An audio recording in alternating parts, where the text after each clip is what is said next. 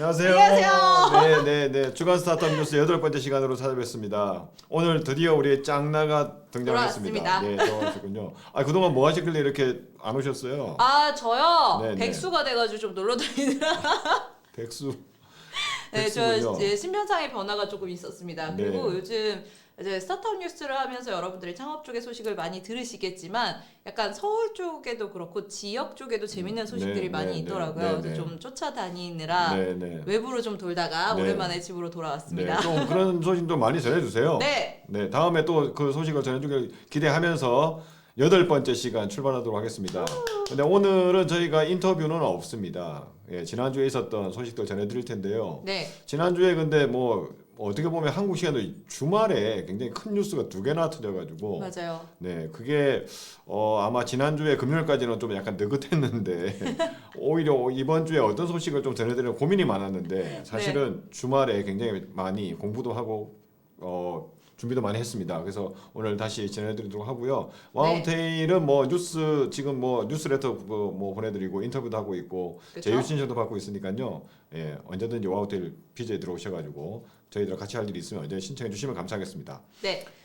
드디어 이제 아까 말씀하셨던 좀 굵직한 일들 헤드라인으로 먼저 만나보도록 하겠습니다. 네, 두 가지인데요. 뭐 아시는 것처럼 실리콘밸리 뱅크가 파산했다는 소식이 전해졌고요. 네. 그 다음에 SM 엔터테인먼트 인수를 둘러싸고 그동안 카카오하고 뭐죠 하이브가 굉장히 큰 싸움을 벌이고 있었는데 정리가 됐습니다. 그래서 네. 먼저 우리 둘 다 약간 진짜 와 진짜 네. 약간 이랬던 뉴스기는 한데 네. 사실은 요번에 실리콘밸리 뉴스가 저는 약간 네. 충격이라기에는 네네. 조금 아직은 잘 몰라서 이런 네. 느낌이긴 하지만 너무 궁금했던 뉴스 중에 하나였거든요. 충격이죠, 충격. 네. 사실은 실리콘밸리 뱅크를 항상 우리 예로 많이 들었었거든요. 특히 한국에서도 좀 있다가 뭐 실리콘밸리식 복합 금융 이런 이야기들이 많이 되고 있고 네. 아직까지는 그게 우리가 법적으로 제도적으로 보장이 안 돼 있는데 그거 할 때마다 늘 나왔던 곳이 얘예요. 네. 네, 얘고 대출로 해줬다가 나중에 그 대출을 투자금으로 전환할 수 있고 뭐 다양한 형태의 뭐 실리콘밸리 복합 금융이다 이렇게 표현을 했었는데 네. 이 은행이 어떻게 보면은 미국 16번째 은행이에요. 아 그래요? 네, 굉장히 큰 은행이고 어떻게 보면은 스타트업들한테 지금까지는 뭐 벤처 캐피탈한테 출자도 많이 해줬고 네. 스타트업들한테 굉장히 우호적인 항상 은행으로 이야기됐는데 갑자기 파산했다라는 소식이 전해들어가지고 그것도 불과 48시간 만에. 그렇죠. 약간 설명을 잠깐 들었을 때는 좀 우리나라로 치면은 좀 신용보증기금 같은 느낌이지 않았을까 싶긴 한데 물론 그건 아닙니다. 사기관은 아니지만 신보는 네네. 근데 약간 뭐 투자라던가 대출을 투자로 전환한다던가 해서 네. 스타트업 입장에서는 정말 많은 지원을 받았던 것 같은데 맞습니다.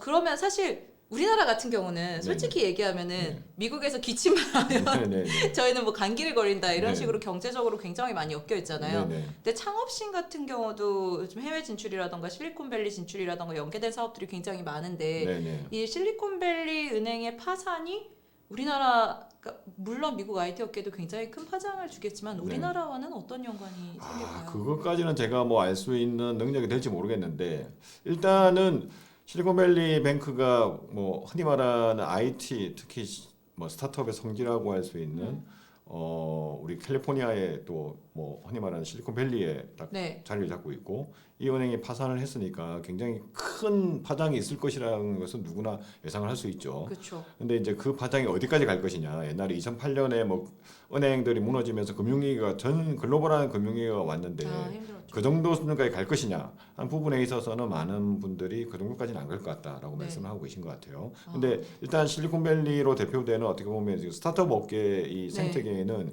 굉장히 큰 영향이 있는 건 분명할 것 같고 그래서 왜 갑자기 이 은행이 파산을 하게 됐는지 이 부분을 먼저 살펴보는 게 좀 좋을 것 같죠? 그러게요. 왜 갑자기 48시간 만에 그런 충격적인 뉴스가? 그러게요. 이게 왜 그러냐면요. 이게 2021년까지 여러분 아시다시피 전세 우리나라도 그랬지만 작년부터 이제 투자가 경색되기 시작을 했는데 어렵게 시작했는데 그 전까지는 유동성이 너무 풍부했단 말이에요. 돈이 너무 많았단 말이에요. 네. 그래서 스타트업들한테 돈이 굉장히 많이 갔어요. 투자 뭐 여러 가지 형태로.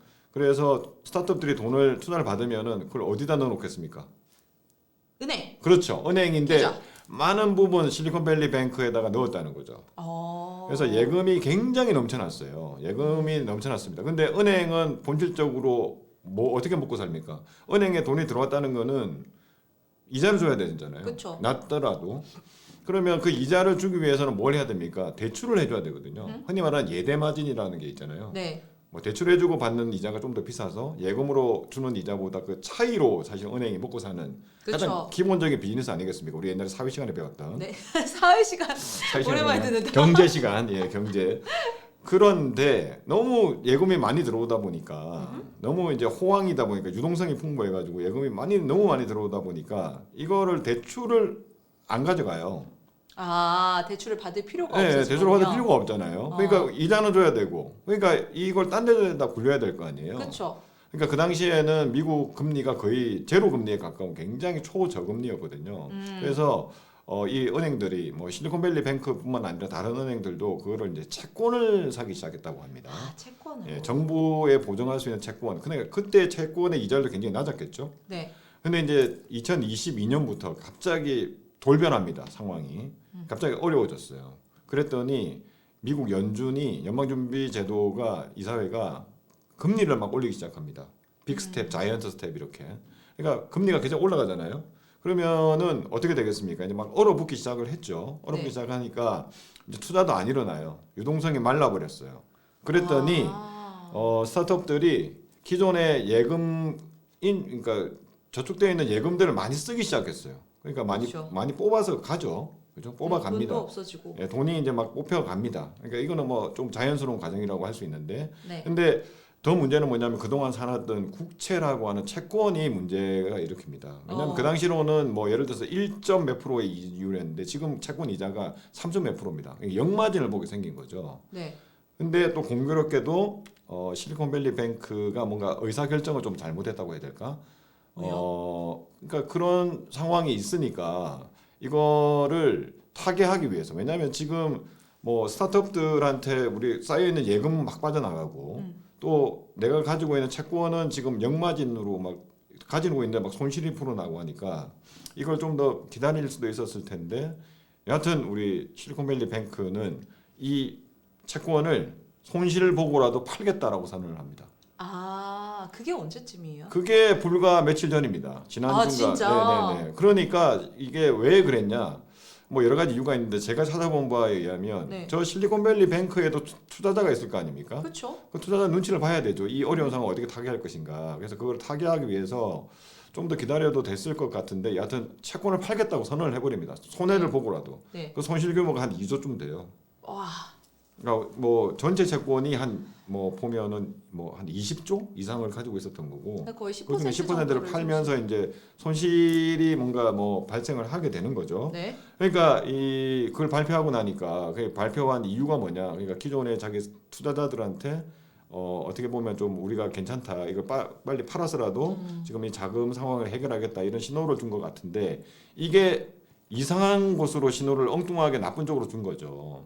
왜냐하면 그러니까 이 예금을 맡겼던 우리 스타트업들, 네. 투자했던 우리 투자사들이 있을 텐데, 그렇죠. 그 투자사들이 저 은행 위험하다 그러면서 야 빨리 뽑아라, 예금을 인출해라, 옮겨라. 옮겨라, 내지는 뭐 빨리 인출해서 뭔가, 왜냐하면은 미국은 대부분 한 달에 2번 월급을 주는데 네. 15일 말일 또는 1일 15일이라고 합니다. 그러니까 15일이 이번 주잖아요. 네. 그러니까 지금 예를 들어서 저 은행에 문제가 생겨가지고 돈을 못 받으면은 직원들한테 월급을 줄 수가 없어요. 그렇죠. 동결되면. 네.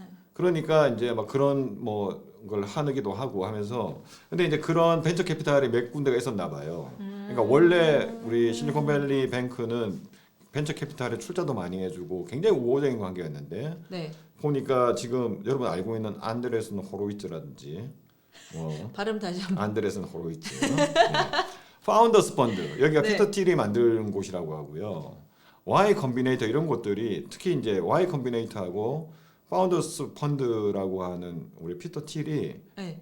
막 자기 포트폴리오들한테 독려를 합니다. 빼라. 빼라. 아, 와, 그래서- 진짜 실리콘밸리 큰 손들이 엄청 나섰네요. 그래서 이게 뱅크런이 오. 일어난 거예요. 아, 그랬구나. 예금이 순식간에 빠져나가니까 지급 불능 사태가 올 것 같으니까 네. 그럼 더 많은 사람들이 또 빼가지 않겠습니까? 그렇죠. 큰 불안하니까. 데들이 나가면 작은 데들은 따라가니까. 불안하니까 더 그렇게 할 기미가 보이니까 음, 미국 규제 당국이 신속하게 움직입니다. 네. 그래서 캘리포니아 어떤 규제 당국이 금융 규제 당국이 선언을 하고 못 뽑는다. 얘는 지금부터 파산이다. 막아버렸네요. 막아버리고 이 새로운 금융회사를 만듭니다. 이 인수할 그리고 그거를 흔히 말하는 예금 보험공사 같은 곳에다가 네. 이렇게 맡겨버립니다. 관리 자체를. 오. 그래서 지금 현재 실리콘밸리 뱅크는 그러니까 망한 거예요. 그러면 근데 실리콘밸리 뱅크 자체가 자기들이 이제 파산한다라고 밝힌 게 아니라 이런 뱅크런 사태가 발생을 하니까 정부에서 파산시켜버린 거죠. 아, 파산시켜버리고 사실은 예금 인출을 막아버리고 오, 예, 오, 나 이런 소름 돋았어, 지금. 이런 조치들이 취해지니까 지난 금요일, 토요일 그러니까 미국 시간으로 우리 네. 한국 시간으로는 뭐 토요일, 일요일 동안에 굉장히 큰 분란이 일어났던 거죠. 그러니까 멀쩡하던 은행이 지금도 자산도 되게 많이 가지고 있는데 네. 가장 중요한 거는 뱅크런이 발생했다는 겁니다. 그러니까 그렇죠. 막 인출을 막 해대니까 견딜 재간이 없는 거죠. 음. 그래서 이걸 그대로 놔뒀다가는 다른 은행에까지 여파가 미치게 생긴 거죠. 네. 그러면 이제 진짜 미국의 금융 시스템이 붕괴될 수도 있거든요. 네. 그러니까 규제 당국이 얘를 파산시키고 새로운 은행에다가 관리를 맡겨버린 그게 된 거고. 그렇구나. 예, 그래서 이제 걱정이 많습니다. 근데 미국도 예금 보험사에서 뭐라고 해야 될까? 2만 5천 불인가? 네. 거기까지는 무조건 보장해 주는 거예요. 우리나라 25만 불이겠다. 25만 불. 우리나라는 5천만 원에 대해서 다 보장을 5천만, 해주잖아요, 네. 그죠? 그것처럼 25만 불에 대해서는 하는데 이 맡긴 그러니까 예금한 스타트업들이 25만 불보다는 택도 없을 훨씬 것 많은 같은데요? 돈을 가지고 있을 거잖아요. 네. 그러니까- 특히나 실리콘밸리인데. 그렇습니다. 그래서 여기에서 그 돈을 어떻게 보면은 이제 못 찾으면 연쇄적으로 어떤 일이 일어납니까? 그러니까 인출을 불법이 될 것 못하면 같은데. 그렇죠. 그러면 직원들한테 월급이 못 나가요. 네. 그러면은 월급을 못 받은 사람들이 집세를 못 내요. 네. 뭐 이런 일이 막 연쇄적으로 벌어지는 거죠.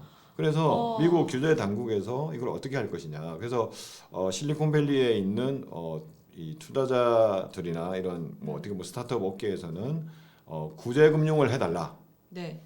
구제 금융을 해주든지 아니면은 최소한 미국 정부가 보장을 해서 그 예금 인출을 할 수 있게 해달라. 네. 이런 요구들이 막 쏟아졌습니다. 이게 어떻게 보면 좀 무식한 질문이기는 하지만 여기에 예치돼 있던 예금들이 이미 그런 채권이라던가 다른 투자의 채널이라던가 이런 것들로 사용되고 손실이 나면서 그만큼의 돈이 없어진 거죠. 그냥 다 인출을 해줄 수가 없는 상태가 그러니까 돼버린 거죠. 그렇게 놔두면 다 뭐 해줄 수가 없겠죠, 그죠? 네. 그러니까 뭐 일부 뭐 저도 아주 금융 상식이 지식이 아주 많지는 않으니까 뭐 믿고 왔는데 모든 거를 완벽하게 말씀을 제가 모르겠지만 대충 지금 흘러가는 뉘앙스는 이런 거죠, 지금 말씀드린. 네. 그래서 일단 막은 거고요. 그래서 어떻게 할 거냐? 일단 미국에서 그러니까 우리 대통령이 선언을 했어요. 지금 미국 시간 일요일이죠. 아직 네. 월요일이 안 됐는데 월요일부터는 정상적으로 인출하게끔 만들어 주겠다. 아, 미국 그래요? 정부가 보장해 주겠다 그 부분에 대해서는 아, 그렇게 발표를 네, 했나요? 발표를 했어요. 그래서 그런 우려는 없어졌어요. 다행이네요. 근데 저 실리콘밸리 뱅크를 구제해 주는 건 아니에요. 그렇죠. 예, 저 은행은 망하는 거예요. 망하고 이미 망한 건 네, 기정사실화가 네, 되고. 망하고 그에 대한 어떻게 보면은 망하게 만든 데에 대한 책임은 누구한테 묻겠다. 네, 그게 뭐 경영진이라든지 대신에 정부가 지금 보장해 준 거는 어떻게 보면은 저 회사가 가지고 있는 어떤 그 자산을 가지고 보장해 준 게 아니고 일단 세금은 아니지만 은행들이 낸 어떤 그 기금이 있다고 그러더라고요. 네. 그거 가지고 일단 먼저 보상을 하고 아. 실리콘밸리 뱅크는 새로운 뭐 매각을 그러니까 주인을 찾고 있는 거예요. 네. 못 일단- 찾으면은 법정 관리를 통해서 뭐 쪼개서 팔고 이렇게 끝날 수도 있고 아니면 저 은행 자체를 누군가가 좀 더 큰 은행이 인수를 해가지고 할 수도 있고 그래서 지금 보면은 저 실리콘밸리 뱅크가 가지고 있는 자산이 뭐가 있는지를 분석한 글도 지금 페이스북에 굉장히 많이 나와 있습니다. 아, 그런 걸 찾아봐도 되게 재밌을 것 같아요. 사실 그것만 보면 조금 이해하기 어려우실 것 같은데 지금 버섯돌이님께서 네. 히스토리를 쫙 설명을 해주셨으니 네. 거기에 플러스 알파로 정보들을 좀 더 찾아보면 만약에 미국 진출을 준비 중이셨다던가 아니면 미국 투자를 준비하고 계셨던 분들은 좀 더 예민하게 받아들일 수 있는 그렇죠. 주제인 것 같은데 우리 지금 보면은 예를 들면 뭐 이런 거죠. 우리 중에도 미국계 투자사들이 있잖아요. 한국에서 활동하는. 이쪽 꽤나 많죠. 다 네, 거의 네. 그리고 그 팀들이 대부분 실리콘밸리랑 연결이 되어 그렇죠. 있잖아요. 저 은행에 돈을 예금해 놓은 곳들도 굉장히 많은 것 같아요. 아, 진짜. 네. 그리고 지금 한국 기업인데 어떻게 보면 창업자인데 실리콘밸리에 진출해 있는 미국 기업들이 많죠. 있죠. 많죠? 생각보다 많이 이제 생겼잖아요. 많죠. 그래도 그분들도 다 저 은행에 대부분 다 예치가 돼 있는 상태. 아. 그래서 실제로 남의 이야기는 아닌 거죠. 그렇죠? 그런데 아까 뭐 다행히도 바이든 행정부에서 일단 세금은 아니지만 구제금융을 해주는 건 아니지만 은행들의 어떤 기금에서 네. 일단 먼저 끊을 수 있게끔 네. 해주고 나머지는 이제 저 은행을 뭐 매각한다든지 강제로 뭐 이렇게 해서 하겠다라고 발표를 한 상태입니다. 그래서 저 은행 자체를 구제해 주는 건 아니다. 네. 네, 그럼 저는 조금 궁금한 게 그러면은 다행히 저 사태로 일어날 수 있는 연쇄적인 사회적 악영향들은 좀 어느 정도는 커버를 할 수 있을 것 같지만 그렇죠. 네. 이제 우리나라의 입장에선 사실 네네. 우리나라의 입장에서는 가장 좀 불안한 게 아까 잠깐 언급하셨지만 이게 과연 금리나 환율에 영향을 미칠 것인가. 어쨌든 16대 은행 중에 16위의 은행이라고 하셨으니까 그거하고 지금 실제로 제 주변에도 미국에서 투자 유치를 받으려고 준비를 하시는 스타트업 대표님들이 꽤나 많으시거든요. 이제 시리즈가 커지면 사실 국내에서는 나가시잖아요. 벗어나서 외국 해외 투자자를 찾으시는데 그분들은 어떻게 좀 대비를 하거나 준비를 하거나 좀 어떤 시각을 가지면 좋을까요? 그거 아직 정답은 일단 없습니다. 정답 없고 저도 잘 모릅니다. 사실 잘 모르고요. 아마 이제 그런 관련된 분석하는 기사들도 많이 나올 거고 네. 계속 지켜봐 주시면 좋을 것 같은데 그러니까 이제 2008년에도 뭔가 이렇게 그 은행들이 투자 은행들이 망하면서 전 네. 세계 글로벌 금융위기가 왔는데 일단 그 정도 수준은 안 될 것이다. 이게 이제 대체적인 전망인 것 같고요. 그건 그다음에 다행이네요. 그나마. 저기는 아까 말씀하신 것처럼 뱅크런이 문제였습니다. 네. 그럼 뭐 일단 실제로 뭐 손실 난 것도 일부 있겠죠 분명히 손실이 났으니까 사실은 그런 뭐 자산을 매각하는 행동을 했을 텐데 채권을 매각했을 텐데 그거를 이제 좀 지켜봐야 되겠죠. 지켜봐야 되고 실제로 저 은행이 새로운 주인을 찾아가지고 좀 정당하게 잘 평가를 받아가지고 저기가 가지고 있는 어떤 것들이 시장에 뭔가 손실을 최소화한다면은 또 좋은 일이 벌어질 텐데 그래도 자본주의 사회인데 저렇게 뭐 무너진 곳들은 뭐 어떻게 날로 먹으려고 하지 않을까? 그러면은 이제 저 은행에다가 뭔가 하여튼 돈을 맡겼거나 뭔가 했던 사람들은 피해가 또 불가피하지 않을까? 어느 정도의 피해는. 근데 그런 것들을 이제 미국에서 행정부가 어떻게 처리할 것이냐. 그러니까 다 보상해주고 뭐 할 것이냐 아니면은 뭐 어떻게 네. 처리할 것이냐에 따라 가지고 좀 달라질 것 같습니다. 그 바이든 정부의 굉장히 그 경제 컨트롤 능력의 챌린지가 되는 사건이 될 것 같기도 해요. 네, 일단. 근데 뭐 약간 느낌이 뭐 그런 게 있더라고요. 그러니까 실리콘밸리 뱅크 같은 경우에는 진짜 스타트업에 너무 밀접한 은행이었다는 거예요. 네. 그러니까 다른 곳에다가 뭐 일단 모기지론 뭐 많이 들어봤잖아요, 그죠? 그런 거에 대해 일부 했는데, 그러니까 대부분이 스타트업 돈, 그러니까 스타트업 돈 투자를 하고 그 돈이 다시 예금으로 들어오고 이게 너무 좁은 범위에 그 돈이 딱 몰려 있다 보니까 흔히 말하는 분산 투자가 안 됐던 거죠. 아, 분산 투자가 안 되고 너무 한 곳에 몰려 있다 보니까 네. 좀 한 곳에서 무너지니까 이게 연쇄 반응이 더 크게 일어났다. 뭐 이런 반응도 있는 것 같고요. 평가도 있고 뭐 다양한 평가가 있는 것 같습니다. 그럼 그 평가에 근거하면 사실은 스타트업들의 입장에서는 대기업과 좀 생태가 다르다 보니까 네. 약간 특화된 금융 뭐 프로그램이라던가 지원이라던가 서비스들이 좀 필요하다라는 얘기도 있었었는데 네. 그거에 너무 집중이 돼서 너무 분산 투자가 안 된 게 리스크였다면 이렇게 앞으로도 이런 사례가 생겼으니 좀 앞으로는 이런 식으로 한 분야에 좀 특화되어 있는 금융 시스템이나 서비스가 생길 확률은 조금 낮아질까요? 아니요, 그건 아닐 것 같아요. 네. 우리나라의 실리콘밸리 뱅크 같은 거 분명 필요하고요. 저는 그렇게 생각하는데 한 번도 시도해보지도 않은 거니까 더 필요할 네. 것 같고. 근데 이제 그 실리콘밸리 뱅크 같은 데서 이제 돈이 굉장히 많았을 때 네. 이걸 어떻게 이제 자기 저들도 이제 사실 돈을 굴려야 되잖아요. 그렇죠. 예금이 많이 들어온다고 은행이 좋은 게 아니라는 거죠. 대출이 많이 나가야 되는데 대출 또는 출자 뭐 이렇게 나가서 돈이 굴려서 다시 들어와야 되는 거죠. 근데 그런 것들이 이제 좀 너무 한 곳에만 몰려서 한 거 아니냐 이런 평가가 있는 것 같고 더 이상은 저도 평가하기가 굉장히 어렵습니다. 제가 뭐 경제 전문가도 아니고 뭐 여러분 아시다시피 사회학과 나왔고 네. 잘 모릅니다. 민주화 운동에 앞장서셨던 분. 그래서 일단 이 정도 그러니까 혹시 저보다도 훨씬 다 이게 설명이 잘 돼 있는 분석되어 있는 글들도 굉장히 많습니다. 근데 혹시 아직까지 못 읽어 보신 분들 네. 전반적인 사태가 어땠는지에 궁금하신 분들은 네. 금방 말씀드린 그 정도의 어떻게 뭐 스토리 라인을 가지고 있다라고 생각하시고 보시면 훨씬 더 좀 도움이 될 것 같고요. 그런 면에서 보면은 이제 좀 미치는 영향이 그렇게 크지는 않다. 근데 전체 경제에서 파장 뭐 그럴 수 있는데 우리 스타트업 업계에는 굉장히 좀 그래도 파장이 있고 그렇죠. 당분간은 좀 있지 않을까. 그리고 이게 글로벌하다는 게 국내 스타트업들이 글로벌 진출을 되게 많이 했기 때문에 네. 남의 문제가 아니다. 내 옆에 있는 친구들이 당장 뭐 다음 주 이번 주에 월급을 못 줄까봐 굉장히 고민하는 사람들을 페이스북에서 굉장히 많이 봤다. 그래서 굉장히 세상은 연결돼 있고 글로벌하다. 이런 걸 다시 한번 깨닫게 해주는 사건이 아닌가 이런 생각이 네. 듭니다. 그래서 다행히 뭐 들려오는 소식들이나 분석들은 그래도 그나마 너무 최악의 소식들은 아니긴 합니다만 그럼에도 불구하고 좀 저희가 얘기하고 있는 이 스타트업 업계와는 좀 밀접한 사건이니 여러분들께서도 저희 스타트업 위클리 다음 주에도 한 번 더 전해주실 것 같지만 예, 그 사이에도 와우테일 통해서 그리고 다른 뭐 포스팅이나 전문 칼럼이나 분석 자료들을 통해서 계속 이제 신경 써주시면 좋을 것 같습니다. 네.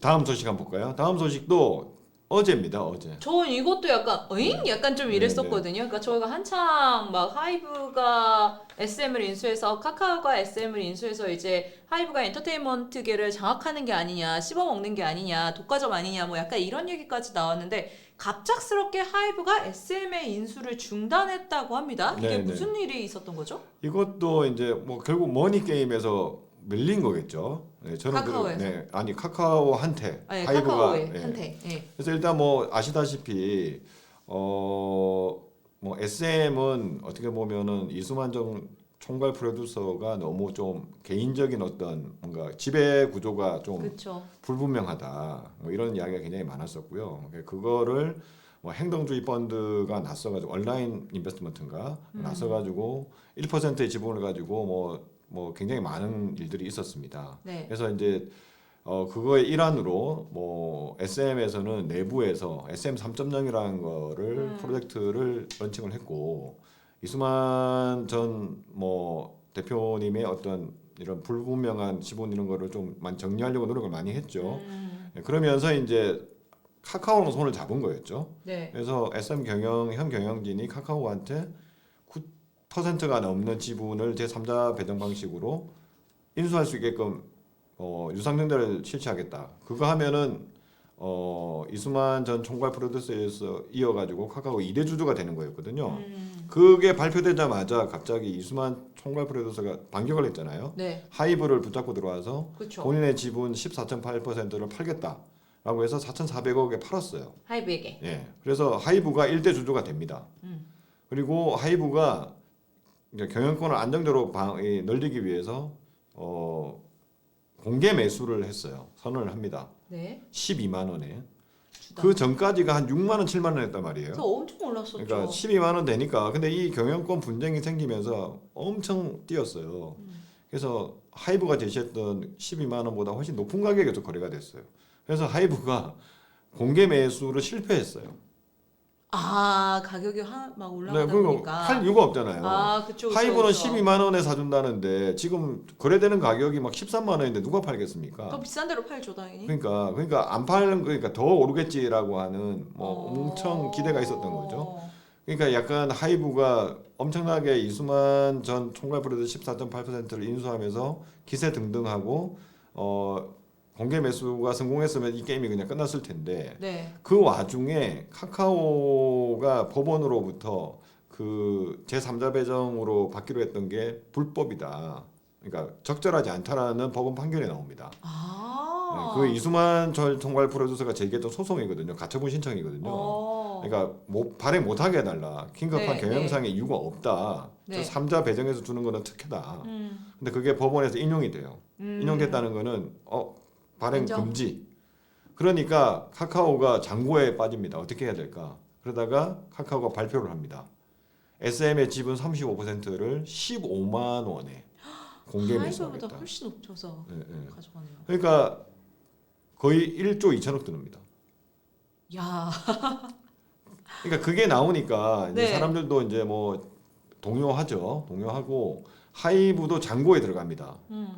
지금 가지고 있는 지분 가지고는 안정적인 경영권 행사가 안 되거든요. 그렇죠. 근데 35%면. 아니죠. 지금 하이브는 그러니까 카카오가 35%를 가져가게 되면. 네, 그러니까 고민이 많아서 하다가 결국은 두 회사가 만납니다. 카카오와 하이브가 네.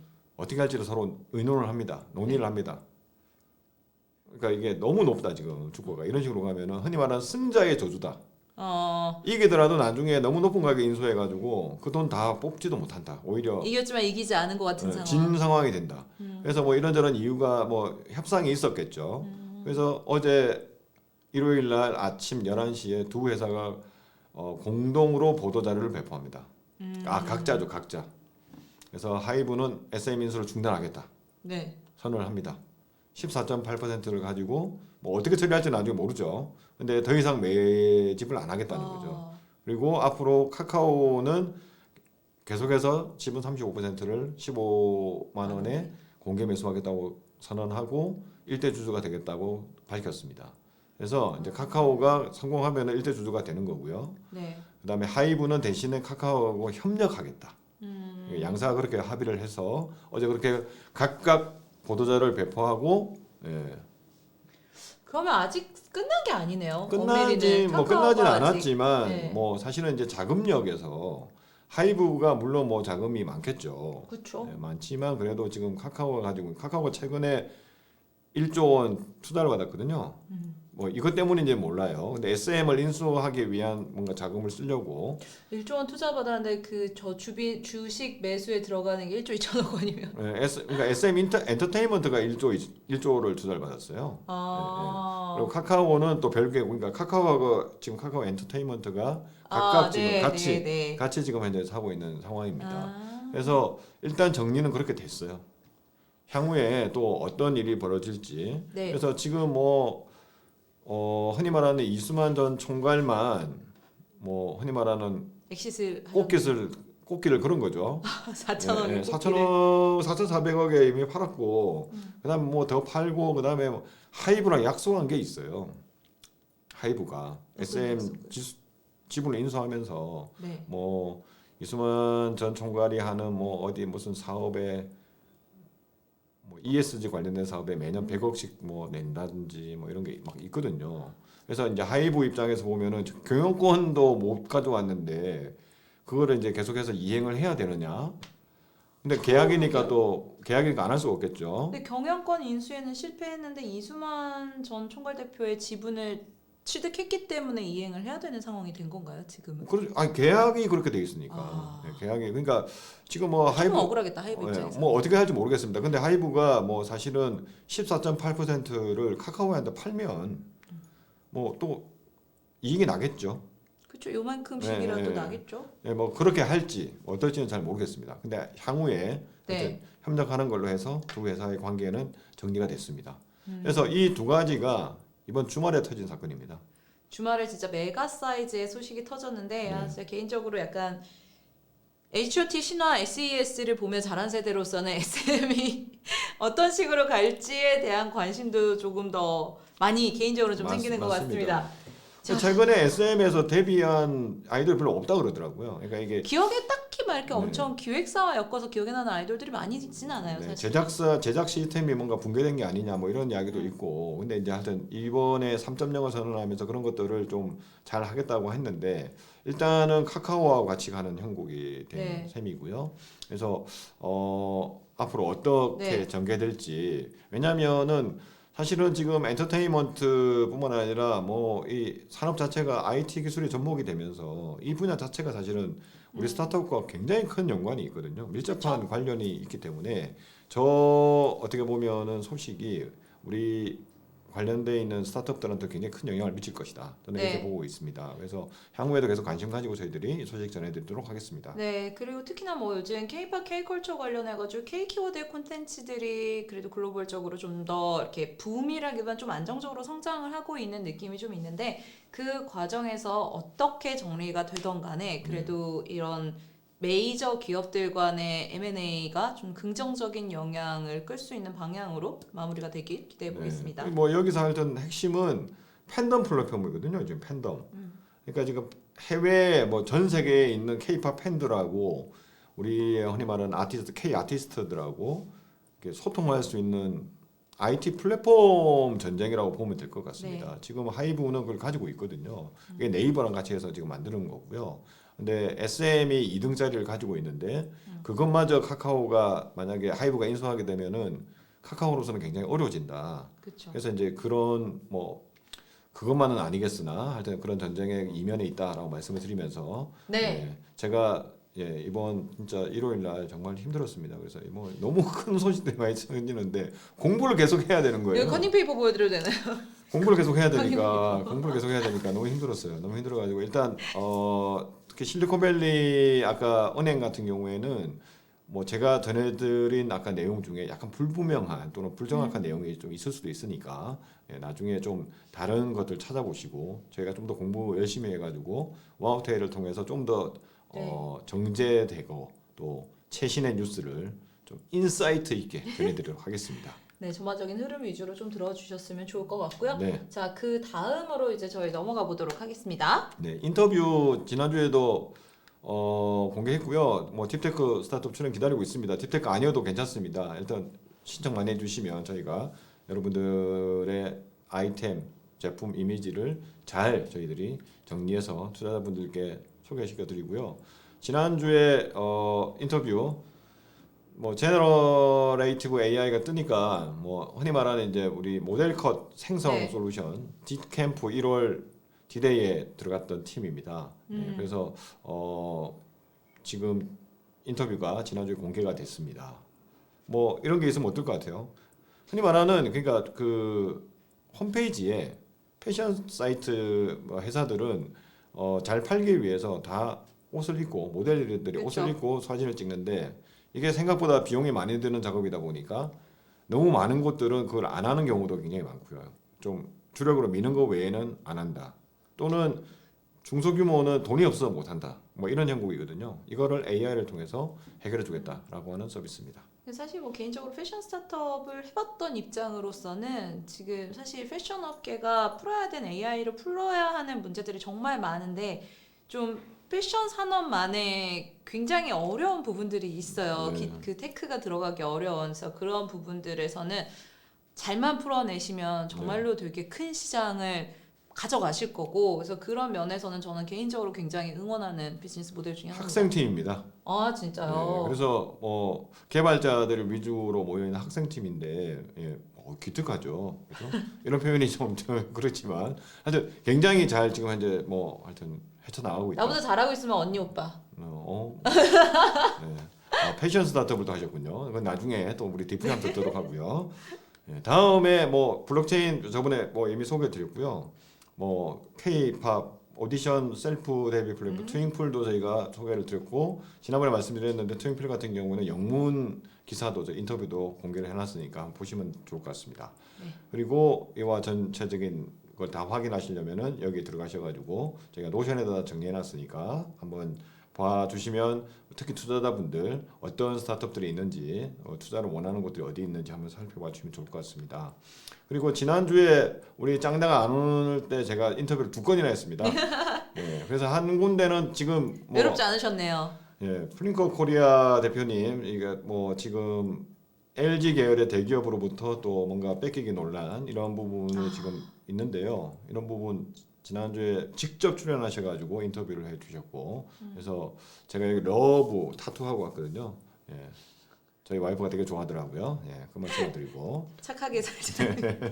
그래서 저희들이 뭐 나중에 후속이라도 어떻게 진행되고 있는지 계속 좀 관심을 가지고 계속 지켜보고 소식 전해드리도록 하겠습니다. 그다음에 NEI 같은 경우에는 주방 로봇이죠. 주방 로봇을 만드는데 요리 로봇이죠. 요리 로봇. 근데 어제 아마 인터뷰를 들어보신 분들은 아시겠지만 주방이 굉장히 극한의 환경이고 굉장히 많이 다치는 곳이라고 그러더라고요. 그래서 거기에 로봇이 굉장히 할 일이 많고 저는 좀 쉽게 생각을 했는데 생각보다 로봇이 해야 될 일이 많고 로봇이 필요해요. 혁신할 수 있는 분야다. 맞아요, 필요해요. 그러니까 이게 사람 컨디션에 따라서 같은 주방 이모님들, 셰프님들이 하시더라도 약간 미세하게 맛이나 이런 네네. 레시피가 바뀌기 때문에 네. 저도 되게 궁금했던 스타트업 중에 한 곳이었어요. 네. 왜 궁금했죠? 네, 저희 어머니가 요식업을 또 7, 그러니까요. 8년을 하셨었거든요. 맞습니다. 그래서 그 이야기를 듣고 싶었습니다. 네, 주방에서 정말 일어나는 그러니까 총 기간을 치면 거의 15년 이상을 하셨는데 그 주방에서 일어나는 온갖 버라이어티함과 다이나믹함 그리고 막 뻑하면 이제 화상 입고 디고 뭐 음식 뭐 조리하는 거에 문제 생기고 이런 것 때문에 진짜 고생을 많이 하셨는데 이런 조리 로봇이 정말 이런 평준화 그 상향 퀄리티화를 시켜줄 수 있다면 되게 많은 분들이 인건비라던가 네. 이런 퀄리티에 대한 고민을 많이 덜으실 수 있을 것 같아요. 그래서 이제 뭐 한식보다는 뭐 우리 NAI 같은 경우에는 글로벌한 시장에 진출을 해야 하기 때문에 버거의 패티를 굽는 것부터 시작을 하겠다. 귀엽네요 여기 사진. 이렇게 하셔가지고 나와 주셨습니다. 그래서 다시 한번 인터뷰 한번 확인해 주시면 네. 이게 왜냐면은 시드 단계에서 40억을 받았거든요. 오. 그리고 더 놀라운 거는 시드가 지금 회사 창업하고 3년 만에 받은 겁니다. 아 시드를 3년 만에. 네, 그래서 왜 그랬냐고 여쭤봤더니 대표님이 굉장히 여러 가지 이야기를 많이 하셨어요. 네. 그러니까 뭐 창업하자마자 받을 수도 있지만 어떻게 보면은 우리 회사의 어떤 기술이라고 해야 될까요? 지금 우리 조리 로봇이라고 하는 걸 시장에서 검증한 다음에 오. 받은 케이스다. 그래서 그런 부분에 대해서 저도 굉장히 큰 감동을 좀 받았던 기억이 그쵸. 있는데 뭐 자신 그거는 이제 뭐 있더라고요. 사실은 대표님의 전략이죠. 어떤 대표님은 어떤 분은 하자마자 받을 수 있으면 받는 게 좋다고 생각하는 분도 있고 여기 우리 NEI 대표님은 충분히 검증하고 네. 나서 높은 밸류에 받겠다라는 전략으로 임하셔서 그렇게 그쵸. 받았다. 워낙 케이스 바이 케이스니까. 네. 네. 펀딩 소식도 여러 가지 있었는데요. 뭐 이 정도 그러니까 뭐 펀딩 소식 그렇게 많지는 않았습니다. 확실하게 지금 모르겠습니다. 1월 달에 비해서 2월 달에 뭐 제 예측컨대는 1월 달은 작년에 이미 의사결정이 된 게 네. 소식이 이제 늦게 발표가 된 게 아닌가. 그래서 작년까지 좀 털어내야 될 분들이 투자하고 나서 이제 좀 소식이 있었고요. 뭐 2월 달부터는 이제 아마 올해 결정을 해서 아마 주로 나오는 기사가 아닐까라는 생각이 들었는데 생각보다는 많지가 않습니다. 흔히 말하는 진짜 혹한기라고 하는 걸 우리가 느낄 수 있는 타임이 아닌가 이런 생각이 들고요. 그럼에도 불구하고 300억을 투자를 받았다는 거 있었고 그다음에 인덴트 코퍼레이션 같은 경우에는 어떻게 보면 리뷰를 하는 뭐 마케팅 테크 스타트업이라고 할 수 있는데 네. 105억 원 투자를 받았습니다. 그래서 좀 큰 투자죠 그래도 지금. 그다음에 실시간 3D 컨텐츠를 만드는 우리 A4 인터랙티브도 70억 투자를 받았고요. Be My Friends 같은 경우에는 여기 팬덤 플랫폼입니다. 네. 네, 우리 하이브에서 하던 분들이 나와서 지금 만든 거거든요. 여기는 뭐 330억 그동안 받았는데 이번에 미국에 있는 실리콘밸리에 있는 투자사로부터 받은 거거든요. 왠지 여기, 뭔가 타이밍이 네. 좋게 받으신 것 네, 같아요. 그 전에 받아서 다행인 것 같은데. 그쵸. 네, 하여튼 뭐라고 할까요? 한 49억 정도니까 뭐 하나로 49억이니까 한 400만 불 정도 받지 않았을까? 네. 네, 그 정도를 추가 투자를 받은 것 같습니다. 이 외에도 이런 팀들이 있었고요. 여기서 또 우리가 눈여겨봐야 될 게 저 팀 러너스라는 팀이 네. 시드 투자로 20억을 받았습니다. 왜 시드를 20억이나 받을 수 있었을까요? 저기 일단 연세 창업 팀이고요. 네, 살펴보니까 우리 토스에서 한가닥 하셨던 분들이 나오셔가지고 만드셨더라고요. 그리고 네. 저기도 들어가서 제가 홈페이지를 확인해 보니까 노션에 딱 정리가 돼 있던데 그 동안에 AI 컨텐츠잖아요. 네. 뭐 어떻게 보면 제너러티브 AI라고 또 말을 할 수도 있는데 한 벌써 7개를 컨텐츠를 만들어 가지고 이미 매출을 내고 있더라고요. 그래서 굉장히 투자자들한테 좀 투자를 받기 좋은 조건이지 네. 않았을까? 그래서 좀 궁금하신 분들은 다시 들어가셔가지고 기사를 하나하나 확인해 보시면 좋은 더 자세한 내용들을 확인할 수 있습니다. 네. 그리고 이제 저희 지난 2월에 대형 투자 받았던 거, 그러니까 2월에 몇 건은 없어요. 예. 왜냐면은 지금 시리즈 A 이상만 100억 이상이고요. 프리 시리즈 A나 시드는 사실 아까 말씀드린 것처럼 100억은 안 되거든요. 근데 뭐 그래도 미스터 아파 같은 경우도 70억인가 투자를 받았고 시드 단계에서 저 NEI하고 마이니즈 같은 경우에는 거의 뭐 여기도 한 40억, 30억 뭐 이렇게 받았기 때문에 시드 단계 굉장히 큰 투자를 받은 거죠. 그래서 약간 대형 투자로 분류를 했습니다. 어나더 레벨의 시드 한국에서는 그렇습니다. 근데 아마 작년에 제가 재작년인가요? 네. 한참 잘 나갈 때 보면은 시드 단계에서 180억 투자 받은 것도 있었어요.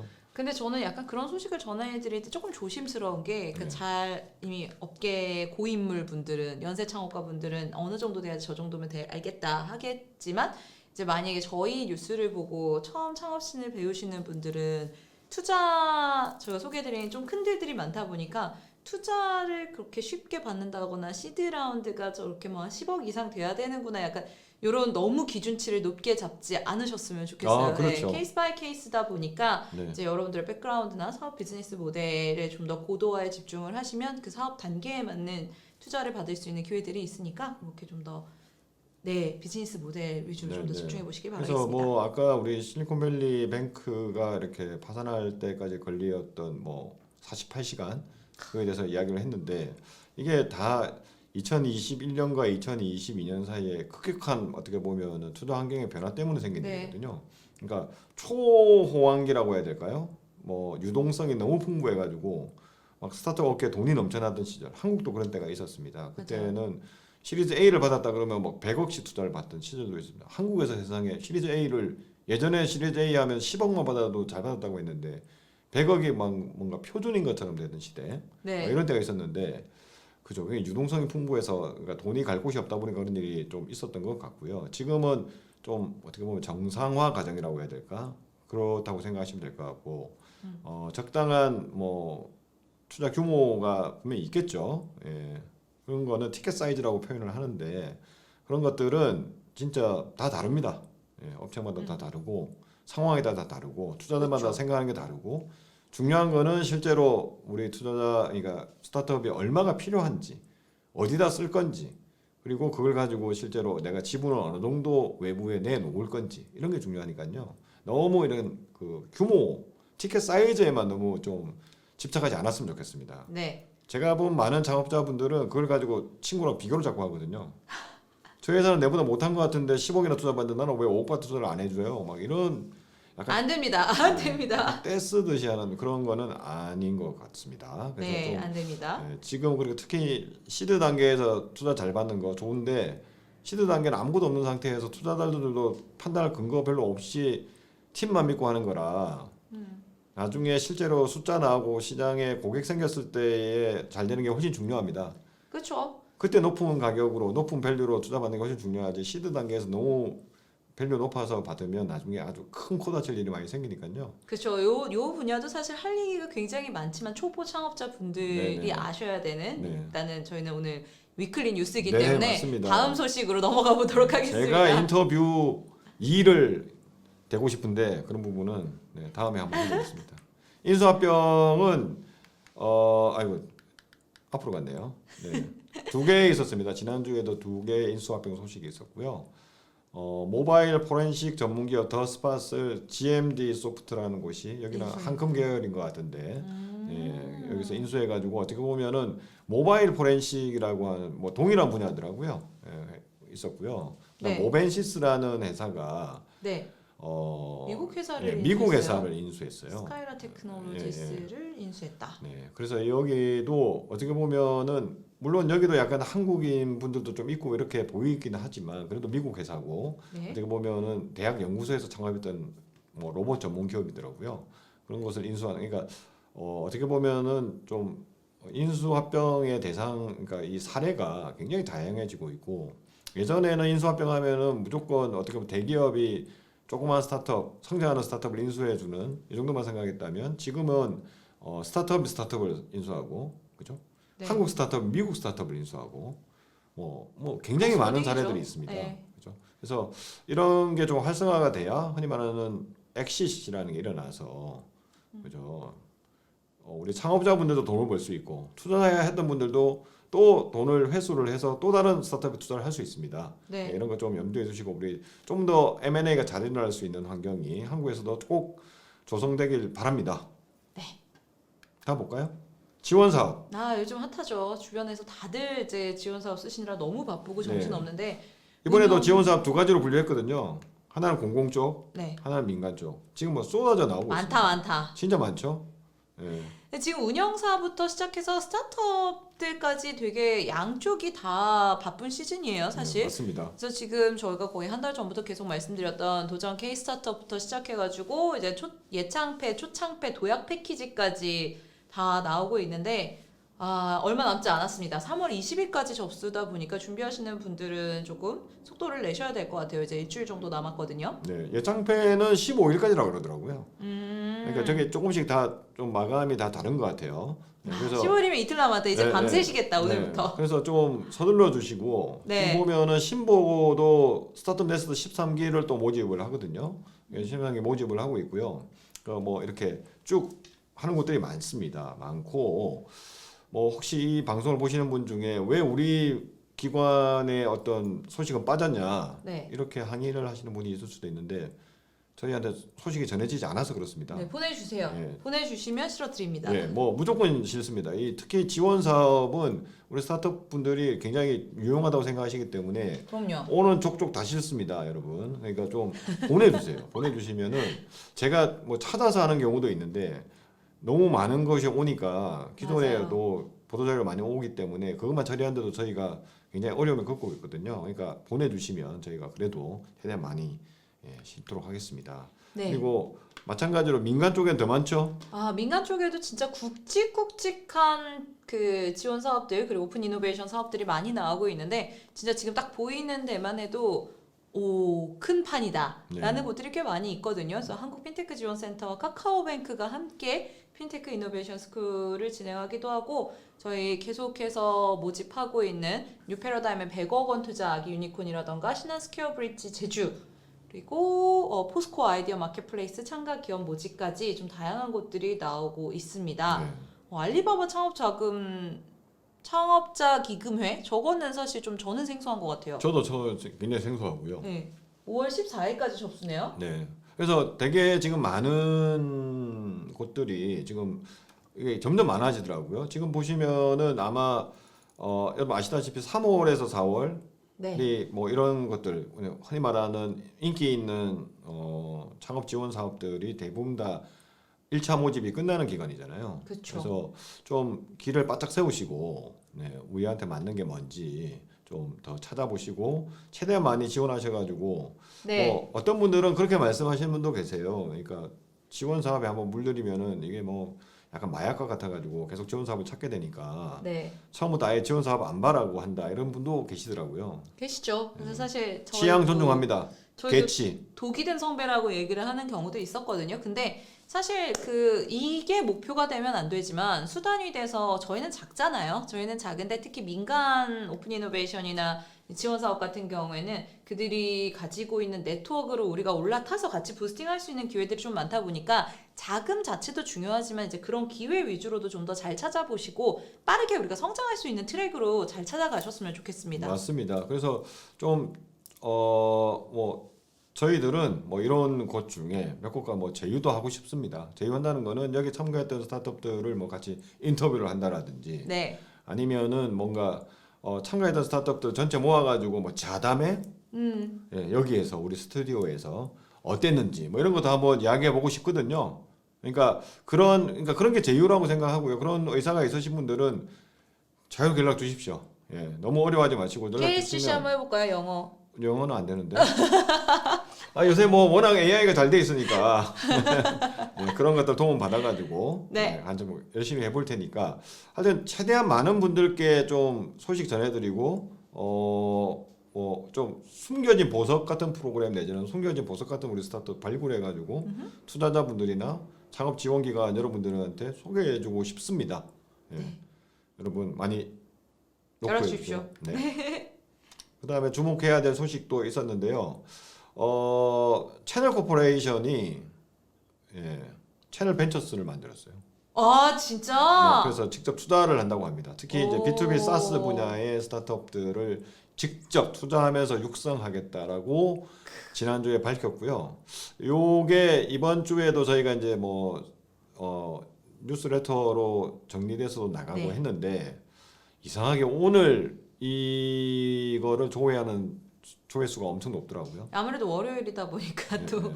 그러니까 사실 스타트업이 성장을 하면서 스타트업들이 유관기관에 투자하기 위한 벤처스를 만드는 사례가 처음은 아니지만 네. 이제 조금씩 또 하나씩 더 많아지고 있는 것 같은 거 맞습니다. 되게 긍정적인 생태계가 만들어지고 그렇죠. 있구나 이렇게 느껴지고 있어요. 네, 그러니까 이제 채널 코퍼레이션 같은 경우에는 그러니까 뭐 벤처스를 만들었다는 거는 이제는 좀 안정적인, 그죠? 네, 그러니까 투자만 받는 단계가 아니고 매출도 많이 나고 그렇죠. 그래가지고 이제 단계 진입했다는 이야기죠. 그러니까 흔히 말하는 우리 뭐 무신사가 무신사 파트너스 만든다든지 이런 경우가 스마트 있었잖아요. 스터디 네네. 스마트 스터디도 스마트 스터디 벤처스 만들고 했는데 거기는 뭐 흔히 말하는 뭐 지금 보면은 뭐 유니콘이 됐다든지 뭐 이런 쪽이 많은데 채널 코퍼레이션은 그동안에는 이제 그 정도는 아니다라고 저희들은 생각을 하고 있었는데 그렇죠. 많이 사용하긴 하지만 네, 많이 사용하긴 하지만 그런데 이렇게 직접 채널 벤처스를 출범을 해서 스타트업들을 직접 육성하겠다 이렇게 밝혔으니까요. 또 B2B SaaS 만드는 분들은 우리 채널 코퍼레이션에도 많이 한번 네, 찾아가 보시면 좋을 것 같습니다. 네. 그리고 지난주에 뭐 STO 관련된 것도 있었고요. 그다음에 라이언 로켓이 이미지 생성 AI를 그러니까 생성 이미지를 만드는데 뭔가 텍스트를 입력하면 그 텍스트에 따라가지고 이미지를 만들어 주는데 네. 이거를 제가 직접 써보고 한번 포스팅을 했는데 되게 사람들이 인기가 많더라고요. 아 그래요? 예. 그러니까 이게 그동안에는 그 이력이 안 남았거든요, 잘. 근데 그 이력을 약간 뭐라고 해야 될까요? 그 채팅창처럼 계속 이렇게 볼 수 있어요. 내가 만든 정확히 말하면 AI가 만들었지만 내가 지시한 이미지. 지시한 내용도 나오고 그게 따라서 나온 네. 생성된 거 나오고 그러면서 조금씩 이전 거를 참고하면서 이렇게 고칠 수가 있는 거죠. 그러면 저작권 이슈에서도 조금은 자유로워질 수 있을 것 같아요. 네. 그리고 이제 그거 가지고 이제 또 그거를 외부에 공유할 수도 있어요. 네. 그래서 이제 그 공유된 걸 가지고 딴 사람들이 처음부터 맨 땅에 헤딩하는 게 아니고 이런 프롬프트를 넣었더니 이미지가 이렇게 뽑혀 나오는구나. 그럼 나는 공부하는 거죠 또. 새로운 이렇게 한번 해봐야 되겠다. 뭐 이렇게 되는 것 같더라고요. 네. 그래서 그걸 했더니 좀 그래도 뭐 좀 조회수가 나온 것 같은데 실제 서비스에는 얼마나 도움이 되는지 모르겠는데 네. 한번 저런 서비스 나오면 저희들 또 한번 써보고 계속 추천드리도록 하겠습니다. 네. 그래서 준비한 소식은 여기까지가 마무리를 하려고 했는데 하나가 더 있습니다. 지금 와우테일이 네. 영문 뉴스를 발행하고 있습니다. 아 그랬어요? 우리 짱나가 너무 관심이 그동안 지금 내가 모르는 거 정도는 좀 더 분발하세요. 나도 모르는데. 그런가요? 지금 한 40개 정도 오. 발행을 했고요. 누가 만드냐 영문 뉴스 뭐 내가 알기로는 영어 잘하는 사람 없는 것 같은데 영어 한마디 못하는 버스토리가 만드냐 한마디는 하시잖아요. 네 뭐 이런 세 마디 하세요. 이런 것도 있고요. 근데 여하튼 지금 뭐 AI의 좀 도움을 받아가지고 저희가 또 굉장히 많은 또 약간의 수정과 저 나름대로 그동안에 읽었던 해외 뉴스들을 생각하면서 거기는 이렇게 표현했던데 하는 부분을 제가 약간씩 좀 첨가를 하면서 네. 계속해서 만들고 있습니다. 만들고 있어가지고 지금은 주로 투자 유치한 소식, 네. 그 다음에 해외에서 좀 관심 있을 만한 소식들. 네. 그러니까 뭐 K-팝 관련된 소식이라든지 뭐 아까 SM 소식이라든지 이런 것들을 좀 번역을 해서 저희들이 영문 기사로 발행을 하고 있습니다. 네, 그러하니 이제 저희 스타트업 분들께서도 많이 좀 보내주시면 좋을 게 사실 외국이랑 협업을 하거나 뭐 투자를 받으실 때 이런 영문 기사가 있는 것과 없는 게 래퍼 차이가 조금 나잖아요. 그러니까 이런 영문 기사 하나 또 네, 우리가 네. 릴리즈할 수 있으면 너무 네. 좋으니 꾸준히 그래서 보내주시면 뭐 좋겠습니다. 여력이 되시는 분들은 영문 보도 자료를 그냥 보내주셔도 됩니다. 이제 저희들이 영문 보도 자료 가지고 좀 검토해서 뭐 당연히 발행할 수 있으면 발행할 거고요. 네, 아니면은 그냥 저희가 지금처럼 제가 그냥 선별해서 그냥 영문기사도 계속해서 만들 거니까 예, 한번 살펴봐 보시고요. 그다음에 뭐 중기부와 관련된 중기부가 올해 3대 키워드 중에 하나가 글로벌이거든요. 그래서 중기부가 지금 하고 있는 것들도 제가 좀 영문으로 번역도 했고요. 그다음에 앞으로도 계속 번역을 할 계획입니다. 그래서 네. 좀 구글에서 검색하시면 스타트업 뉴스 코리아라고 검색하시면 워마우테일이 3번째 나옵니다. 네, 구글. 네, 구글 검색에서 네, 뭐 그래서 더 이제 많이 하다 보면 그동안에 좀 SEO는 잘 돼 있는 것 같습니다. 한글 네. 관련해서 잘 돼 있는데 앞으로 더 열심히 해서 저희가 영문 소식 계속 전해드리겠습니다. 그래서 어떻게 하면 좀 더 우리 국내에 있는 스타트업들이 해외에도 더 잘 알려줄 수 있을까? 저는 예전에는 이런 부분에 시도도 안 했는데 이게 요즘 필요한 것 같아요. 기술이 많이 또 발전을 하고 하다 보니까 번역하는 것 자체가 예전에 비하면 뭐 비용 자체가 너무 줄어들었기 때문에 네. 충분히 시도해 볼 만하다. 그래서 여러분 많이 보내주시면 저희가 최대한 많이 해서 예, 영문기사 발행하도록 하겠습니다. 네. 오늘 어땠나요, 우리 짱나? 오늘 오랜만에 제가- 지금 뭐 거의 3주 만에 오신 것 같은데?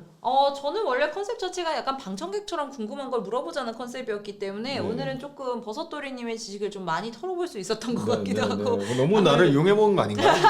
주말 사이에 이슈가 좀 많았다 보니까 네. 예, 인사이트가 좀 필요한 이슈들이어서 좀 잘 알차게 털어먹지 않았나라는 네, 네. 혼자 스스로의 뿌듯함이 좀 있고요. 네, 네. 그리고 일단은 지원 사업 같은 경우는 사실 저희가 오늘 이렇게 말씀을 드리더라도 다음 주 사이에도 또 어떤 게 될지 모르기 때문에 계속해서 관심이 있으시다면 준비를 하고 계시다면 관심을 좀 가져보셨으면 좋겠습니다. 네. 그래서 저희 오늘 준비한 소식 여기까지고요. 아까 원래 말씀드린 것처럼 와우테일은 굉장히 열려 있습니다. 네, 제가 일단 열려 있고요. 예, 그래서 뭐 지퍼가 열려 있네요. 그렇죠. 지퍼도 약간 열려 있고요. 그래서 뭐 인터뷰를 하고 싶다. 뭐 이런 제휴를 하고 싶다. 저희 컨텐츠 제휴도 하고 싶다. 그러니까 저희 뭐 와우테일을 통해서 네, 더 많은 분들께 우리 컨텐츠가 좀 알려졌으면 좋겠다. 뭐 그렇게 신청하신다고 무조건 다 되는 건 아니지만 저희들도 이제 뭐 한계가 있으니까요. 이렇게 좀 그래서 그래도 많이 신청해 주시면 저희가 웬만하면은 특별한 저희가 없으면 같이 네. 해서 좀 더 많은 투자자분들이나 이 생태계에 있는 다른 분들한테 뭐 스타트업이 됐든 아니면은 스타트업과 협업을 바라는 우리 대기업이 됐든 그런 소식들을 뭐 신문 기사 외에도 다양한 형태로 저희가 전달해 드리고 있거든요. 네. 그래서 많이 저희를 이용해 주시면 예, 감사합니다. 여기 짱나도 지금 전국을 돌고 있다고 하니까요. 제가 이제 드릉드릉해서 강원도를 돌고 있었고 네, 이제 네. 내려갑니다 남쪽으로. 네, 예. 짱나한테도 말씀해 주시면 또 저희가 같이 한번 검토해 보고 네, 같이 할 수 있으면 또 같이 하는 선순환을 좋습니다. 이루도록 하겠습니다. 네. 월요일 오늘도 월요일 수고 많으셨습니다. 네. 근데 세상에 우리가 짠 건 아닌데 시간이 딱 5시 59분 딱 1시간을 했네요. 근데 원래 인터뷰 없으면 30분 안에 끝나는데 일반적으로 네, 네. 오늘은 좀 메이저한 좀 센시티브한 뉴스들이 맞습니다. 있다 두 보니까 가지가 너무 우리 버섯돌이 인터뷰로 아, 30분 정도를 진행한 것 같네요. 네. 근데 뭐 질문도 많이 안 해주시고 그래 좀 삐졌습니다. 아니 뭐 혼자 다 준비하셔가지고 얘기를 다 하시더라고요. 질문할 타이밍을 안 주시더라고요. 나만 그렇게 느낀 거야? 막 이래. 알겠습니다. 그래서 저희들이 또 다음 주에 3월 20일인데 네. 사실은 다음 주가 저한테는 뭐 굉장히 괴로운 주입니다. 팁스 발표해야 미친 듯이 되는 바쁜 주인데, 주시죠. 발표해야 되는 주라서 굉장히 바쁜 일이 있을 것 같은데 그럼에도 불구하고 주말에 좀 시간 제가 잘 정리해가지고 다음 주 월요일 날 또 다시 9번째 시간으로 찾아뵙도록 하겠습니다. 네, 감사합니다. 다음 주에도 이렇게 지퍼 조금 더 내리셨거든요. 네. 열린 마음의 버섯돌이님과 함께 찾아뵙도록 하겠습니다. 다음 주에도 꼭 장난을 같이 했으면 좋겠네요. 네, 다음 주에 뵙겠습니다.